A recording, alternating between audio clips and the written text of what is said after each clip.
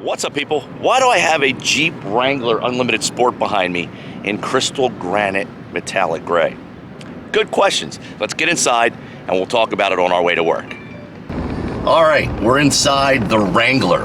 And why are we in a crystal granite metallic gray Wrangler? The Trackhawk is indeed down for maintenance right now. I've been on vacation, started a week or so ago. I have 6 weeks of vacation. Although I am driving into work today, I am getting some extra hours. But the Trackhawk is down for routine maintenance. We have a cooling issue and an oil issue that we have to take care of. The first is the cooling issue. The reason why I'm in a rental car, this is a rental from Enterprise. It is completely coincidental that I got a crystal granite metallic gray Jeep Wrangler. Just what they had on the lot and what the girl gave me.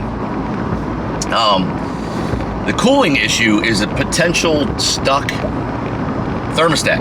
And when I say potential, we don't know 100%. We won't know until Thursday. Today's Tuesday. We've got the parts on order. What's going on is the vehicle is creeping up temperature-wise. So it has a 180 T-stat in it, and it should drive around 186, 190 when it's really, really hot and you're out flooring it. But what happened is it went from 186 to 188 to 192 to like 194. This is like every other day it's progressing up. It was like 199, and once it cracked 200, I'm like, there's something going on here. There's something wrong with the cooling system in this vehicle. Once it hit 208, I shut it down, said I'm not driving it if it's averaging 208 degrees. You know, just don't want to be stuck on the road if something fails, like if the water pump is going and the water pump's going to fail. I've had that happen before, and these things are notorious for having water pumps fail. Well, also, the potential that it's the T-stat is high too, because it's a Mishimoto and they're junk. So the first thing we need to do is Dunfab Motorsports ordered all the parts for me. We have two issues going on at the same time. I'm going to try to explain this.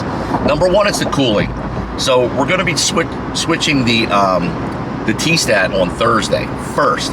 If that does not rectify the cooling issue right away, then it's probably the water pump. I don't want to think it's the water pump right off the bat.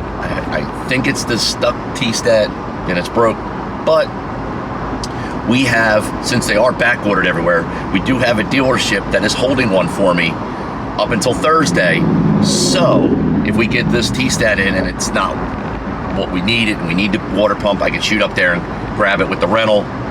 Bada bing, bada boom, we're good, right?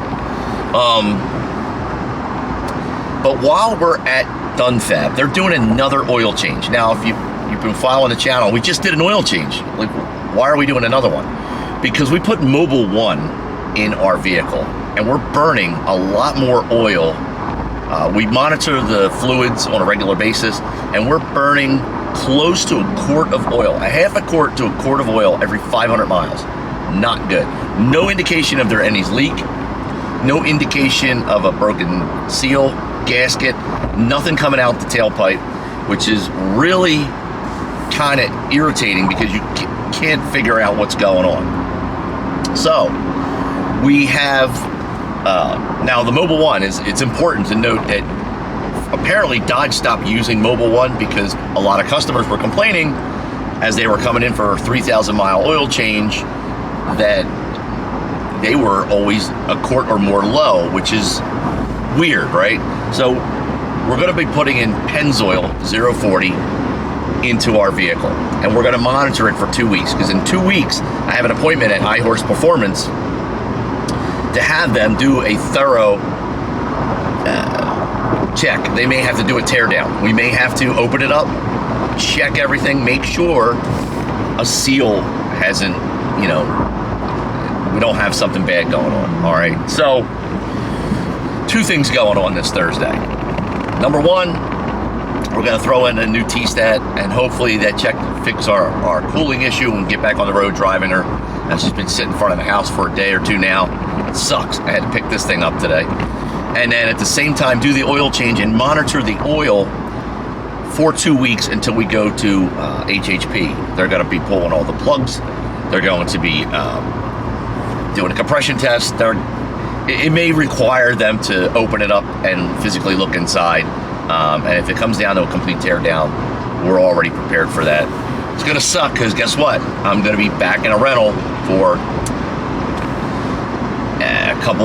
a week or so while they do the tear down, just to make sure everything is good to go. So that's why I'm driving in this Wrangler today.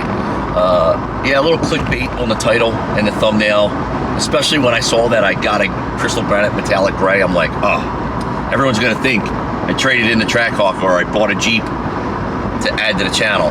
No, I did not buy a Jeep yet, but it's something I wanted to talk about, and some of you guys, girls, may not like this. I'm thinking of going a completely different direction with my Jeep life, or whatever you want to call it. I've been in a Jeep Grand Cherokee for 20 years. I haven't been in an off-road vehicle in as long, and I'm getting the bug. I'm getting the itch for like a Rubicon with lifted wheels, and I might be done with racing, the track, the speeding around. I don't know. Elaine and I are in the process of moving, looking for a large house, so I can't add a second vehicle at this time, or a third vehicle, it would be a nice one anyway, to the channel. Although I may add a Jeep beater and do some stuff with the Jeep beater.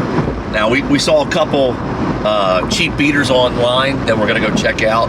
I saw a Wrangler for like $4,400. Well within my budget to just go pick up and beat on it and do some crazy stuff with it. But I am getting the bug. I am getting the itch for an off-roading type vehicle, and I figure I'd talk about it now. I don't know how much longer the Trackhawk will stick around. Hopefully forever. Hopefully I keep it and it's a collector's item. I don't know, but just wanted to let you guys and girls know what's going on. That's it. That's all I got today. Let me know what you think down in the comment section below. Before you go, click the like button, click the little bell notification. Also, let me know about the audio levels and the video quality from the Sony ZV-1. This is right out of the box. Nothing done to the camera except for a wider angle lens. Let me know what you think about this as opposed to the GoPro. And you guys and girls all have a good day. Before you go, don't forget to click that little subscribe button. I'd appreciate it. Last but not least, you guys all be safe. I'm out.